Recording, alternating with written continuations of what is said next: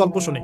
আল্লাহ পাক বলছেন ওয়ামিনান নাস বাদা আউযু বিল্লাহি মিনাশ শাইতানির রাজিম, ওয়ামিনান নাস, আল্লাহ বলছেন মানুষের মধ্যে কিছু মানুষ আছে, সবাই না, ওয়ামিনান নাস, মানুষের মধ্যে কিছু মানুষ আছে যারা কিনা মাইয়াশরি নাফসাহু ইবতিগা মারদাতিল্লাহ, যেই মানুষগুলো আল্লাহ পাকের সন্তুষ্টির জন্য তাদের নফসটাকে বিক্রি করে দিয়েছে।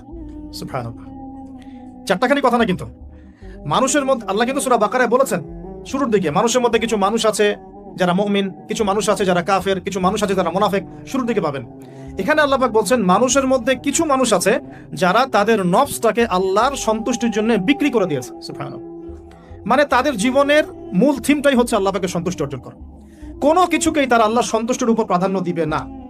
যদি কোটি টাকার অফার আসে হারাম, সে সেটা রিজেক্ট করবে, আল্লাহ নারাজ হবে। একটা সুন্দরী মেয়ে যদি জেনার অফার করে, সে রিজেক্ট করবে, কারণ সে আল্লাহকে ভয় করে।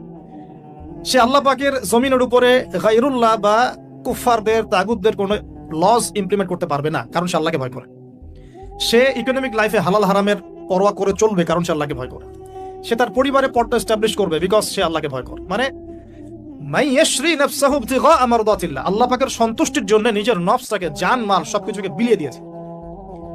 এই মানুষগুলো সম্পর্কে আল্লাহ বলছেন ওয়াল্লাহু রাউফুম বিল ইবাদ, এই মানুষগুলোর প্রতি আল্লাহ পাক রাউফ হবেন, কোমল নরম সফট হয়ে যাবেন। সুবহানাল্লাহ, কোমল নরম সফট মানে কি? কিয়ামতের মাঠে ডাকা হবে, এই গুনাহগুলো করেছিলে? জি আল্লাহ, আমি এই গুনাহগুলো করেছি। আল্লাহ পাক পর্দা দিয়ে দিবেন, পর্দার পরে বলবেন যে দুনিয়াতে তোমার এই গুনাহগুলো আমি গোপন করে রেখেছিলাম, আজকেও সবগুলো গোপন করে দিলাম, জান্নাতে চলে যাও।